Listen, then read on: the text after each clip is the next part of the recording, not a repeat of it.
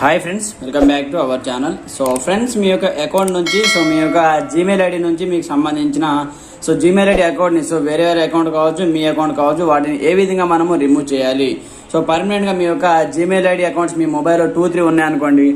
ఒక Gmail ID account మనము ఏ విధంగా పర్మనెంట్గా మీ యొక్క మొబైల్లో డిలీట్ చేయాలి, దానికి సంబంధించి కంప్లీట్ ఇన్ఫర్మేషన్ మనం వీడియోలో తెలుసుకుందాం. ప్రతి ఒక్కరు సపోర్ట్ చేయండి, లైక్ చేయండి, కామెంట్ చేయండి. అలాగే మన ఛానల్ సబ్స్క్రైబ్ చేసుకోకపోతే వెంటనే సబ్స్క్రైబ్ చేసి బెల్ ఐకాన్ యాక్టివేట్ చేయండి. అలాగే వీడియో తెచ్చిన లైక్ చేసి కామెంట్ సెక్షన్లో నైస్ వీడియోని కామెంట్ చేసేయండి. మరి ఇంకెందుకు ఆలస్యం, let's start our topic.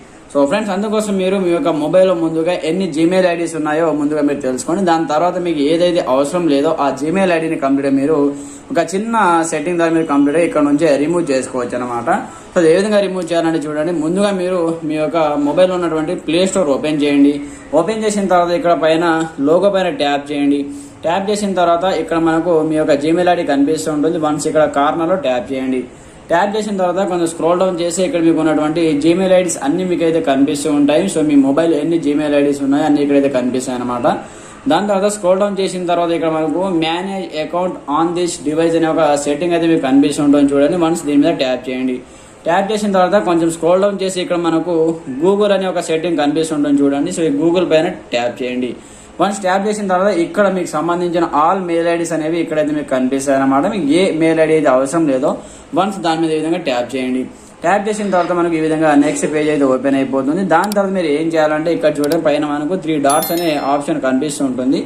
Once 3 dot option మీద ట్యాప్ చేశారనుకోండి, ఇక్కడ నుంచి మనకు రిమూవ్ అకౌంట్ అనే ఒక సెట్టింగ్ అయితే కనిపిస్తూ ఉంటుంది. వన్స్ మీరు ఇక్కడ నుంచి రిమూవ్ అకౌంట్ పైన ట్యాప్ చేశారనుకోండి, ఇక్కడ నుంచి రిమూవ్ అకౌంట్ పైన ట్యాప్ చేసిన తర్వాత ఇక్కడ మనకు రిమూవ్ అకౌంట్ ఆప్షన్ కనిపిస్తూ ఉంటుంది. వన్స్ రిమూవ్ అకౌంట్ పైన ట్యాప్ చేసి ఆటోమేటిక్గా ఆ ఈమెయిల్ ఐడి వచ్చేసి మీ యొక్క జీమెయిల్ నుంచి కంప్లీట్ అయితే డిలీట్ కావడం జరుగుతుంది అనమాట.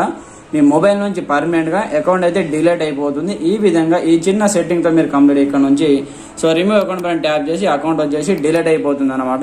నాకైతే డిలీట్ చేయవలసిన అవసరం లేదు కాబట్టి నేను డిలీట్ చేయడం లేదు.